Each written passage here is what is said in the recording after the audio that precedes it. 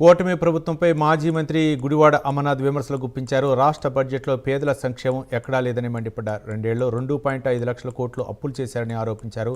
రాష్ట్రంలో అంబేద్కర్ రాజ్యాంగం అమలు కావటం లేదని, లోకేష్ రచించిన రెడ్ బుక్ రాజ్యాంగమే నడుస్తున్నదని మండిపడ్డారు.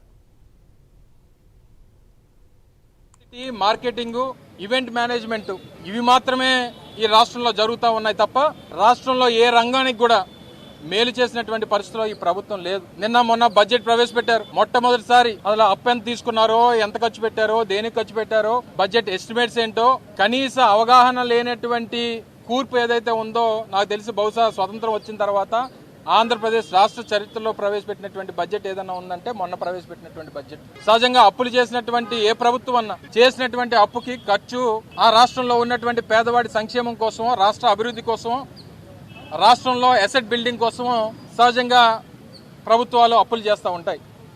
కానీ గడిచినటువంటి 20 మాసాల్లో ఈ రాష్ట్ర ప్రభుత్వం చేసినటువంటి 2.5 లక్షల కోట్ల రూపాయల అప్పు మాత్రమే కనబడుతుంది తప్ప ఖర్చు కనబడట్లేదు.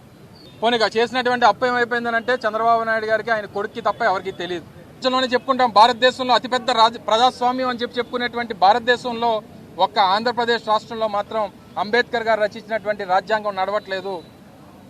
కేవలం లోకేష్ రచించినటువంటి రాజ్యాంగం, రెడ్ బుక్ రాజ్యాంగం మాత్రమే నడుస్తూ ఉంది అనేటువంటి దానికి ఇవన్నీ ఉదాహరణలు. కేవలం 20 మాసాలు